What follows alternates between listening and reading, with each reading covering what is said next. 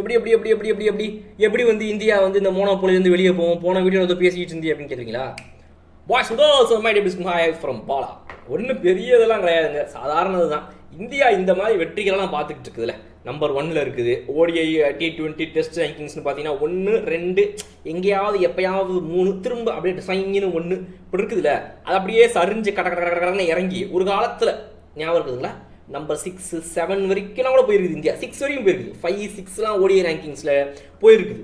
அந்த டைம்லாம் என்னடா இந்தியா 4 5 இந்த ஆஸ்திரேலியாவை எப்படியாவது தாண்டா, நம்ம எப்படியாவது இவங்கெல்லாம் மேலே இருக்கானுங்க அப்படின்னு நமக்கு வந்து வெறி வரும் அப்படியே உள்ளுக்குள்ள.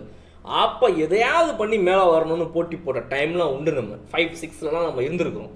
ஸோ அந்த மாதிரி நம்ம ரேங்கிங்ஸில் கொஞ்சம் இறங்கி அடி வாங்கி டோர்னமெண்ட் லாஸ் மட்டும் இல்லாமல் சீரீஸ் லாஸ் எல்லாம் பார்க்க ஆரம்பிக்கிற ஒரு ஸ்டேஜ் ஒருவேளை வந்துச்சுன்னா, இதெல்லாம் வரணும்னு ஆசைப்படுறீங்க சாமிங்க, ஐயோ காப்பா தயவுசெய்து இவன் ஒரு ஆன்டி இண்டியன்ரா அப்படின்னு உடனே கமெண்ட் செக்ஷனில் கிளம்பி வந்துடுவேன். ஐயா நான் அதெல்லாம் சொல்லலை. இந்த மோனோபோலிங்கிறது மாறணும்னா ஒருவேளை இது நடந்தால் மாறும்னு சொன்னேன். இது நடக்கணும், இது மாறணும் அப்படிலாம் நான் சொல்லலை, ரைட்டா? ஸோ இந்த மோனோபோலிங்கிறது வந்து இந்தியா இன்னைக்கு வச்சிருக்கிறதுக்கான மிக முக்கியமான காரணம் அவங்களுடைய அந்த வெற்றி.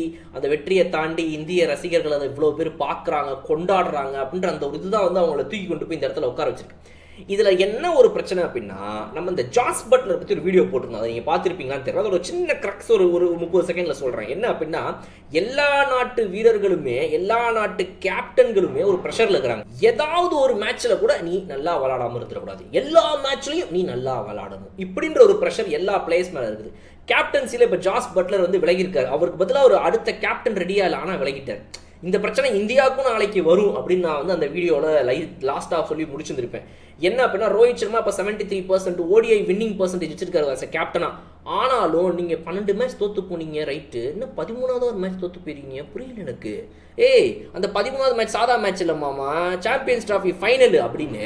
சாம்பியன்ஸ் டிராஃபி ஃபைனலில் ஒருவேளை இந்தியா கவுந்துச்சு வச்சுக்கோங்க, அதெல்லாம் சரியில்லைப்பா ரோஹித் சர்மா, WTC ஃபைனலில் தோத்தாருப்பா, அப்புறம் லோக்கலில் நடந்த ஓடிஐ சீரீஸ்லாம் தோத்து விட்டாருப்பா, அப்புறம் வந்து நியூசிலாண்டு டெஸ்ட்டில் தோக்குறாங்கப்பா, அப்புறம் வந்து இப்படிப்பா அப்படிப்பா, வேர்ல்டு கப்பு ஓடிஐ இந்தியா நடந்துச்சு ஃபைனல்ஸில் ஆஸ்திரேலியா கிட்ட தோத்துட்டாங்கன்னு சொல்லி இப்படியே நீட்டி முழக்குவானுங்க.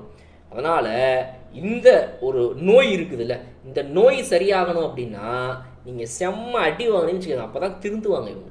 ஸோ இந்த பிரச்சனைகள் இருக்கிறனால என்ன நடக்குது அப்படின்னா, பிசிசிஐ பிளேயரை மாற்று, இவனை மாற்று, அவனை மாற்று, நம்பர் 4க்கு ஒரு 40 பேர் என்கிட்ட வரான், இவனை கூப்பிடு, அவனை கூப்பிடு, ஸ்ரேயா சையர் இல்லையா ஒரு ஒயா சையரை கூப்பிடு, ஒயா சையர் இல்லையா ஒரு காயா சையரை கூப்பிடு அப்படின்னு மாற்றிக்கிட்டே இருக்கிறது.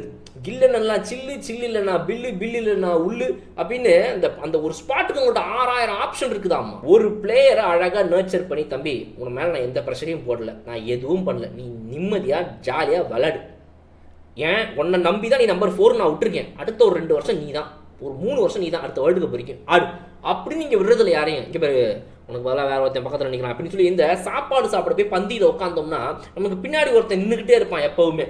ஒவ்வொரு வாய் நம்ம வைக்க வைக்க ருசிச்சு சுவைச்சே சாப்பிட முடியாது. பின்னாடி நிற்கிறவன் ஐயோ அப்படின்ற மாதிரி நம்மளை பார்க்குறானேன்னு ஒரு கடுப்புலையே தின்னுட்டு போய் எப்படா ஏஞ்சி போனால் அந்த இலையை முட்டுன்னு நிம்மதியாகவே திங்க முடியாது.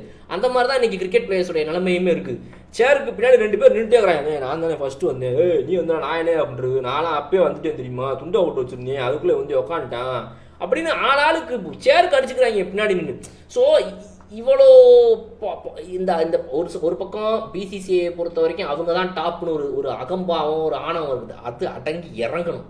நீயும் ஒரு எல்லா நாடுகள் மேலே ஒரு நாடு தான், நீ சாம்பியன்ஸ் டிராஃபி உன் இஷ்டத்துக்கு, உனக்கு நம்பிக்கை இல்லை, உனக்கு தைரியம் இல்லை, அந்த நாட்டில் பிரச்சனை இருக்குன்னு தோணுச்சுன்னா இருந்துக்க, வராத டோர்னமெண்ட்டுக்கு 7 டீம் வராங்க, உனக்கு என்ன 8வது டீம் உனக்கு மட்டும் வலிக்குதா அப்படின்னு சொல்லி ஐசிசி சொல்ல முடியல. அங்கே பிசிசிஐ வாயை மூட வைக்க முடியல. சரிப்பா உங்களுக்காக எங்கே வைக்கணும், நான் அன்னைக்கு வந்து ரோஹித் சர்மாவுக்கும் விராட் கோலிக்கும் பர்த்டே அந்த டைமில் வருது, நாங்கள் வந்து கோவா போகலான் இருக்கோம், கோவாவில் ஒரு கிரவுண்டு கட்டி அங்கே மேட்ச் வைங்க வரோம் அப்படி நீங்கள் சொன்னாலும் செஞ்சு தான் ஆகணும். அந்த அளவுக்கு இன்றைக்கி பிசிசிஐ வந்து ஒரு பெரிய இது மாதிரி இன்றைக்கி இருக்குது. எந்த நாடாக இருந்தாலும் சரி, பிசிசிஐயோ கிரிக்கெட் ஆஸ்திரேலியாவோ பங்களாதேஷோ ஆப்கானிஸ்தானோ சவுத் ஆஃப்ரிக்கா இங்கிலாண்டோ, நீங்களும் இந்த ஐசிசிக்கு கீழே வரக்கூடிய பல நாடுகளில் ஒரு நாடுங்கிற அந்த ஒரு இது நிலை வரணும் அப்படின்னா இந்தியா ஒரு பெரிய டவுன்ஃபாலை சந்திக்கும் பட்சத்தில் அது நடக்கும்.